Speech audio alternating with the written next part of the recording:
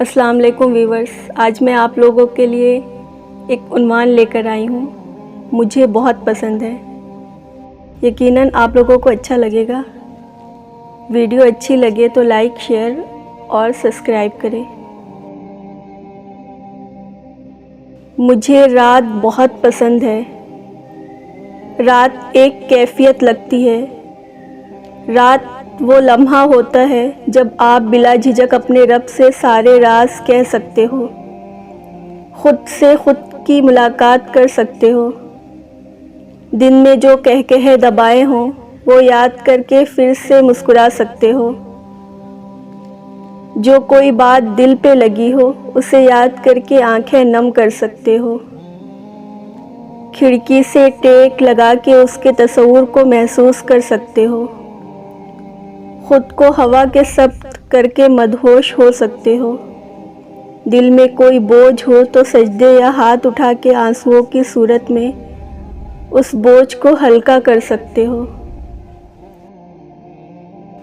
مجھے پسند ہے کسی پہاڑ کی چوٹی پر لکڑی سے بنا چھوٹا سا گھر،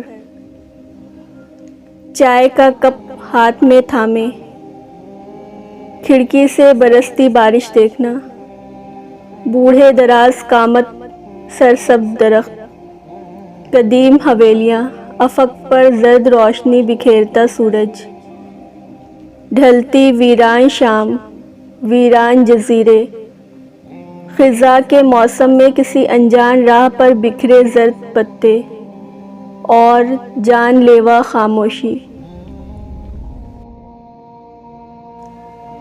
مجھے پسند ہے سبز رنگ، بہتے دریا، دریا کنارے شامیں، ڈوبتا سورج، اونچے پیڑ، پرندوں کا چہچہانا، پہاڑوں کی خاموشی، بادل کا برسنا، خاموشی اور زرد پتے، بارش میں بھیگنا، مٹی کی خوشبو، کاغذ کی کشتی، دریا کا پانی، بچپن کی یادیں، شاعری اور کتابیں۔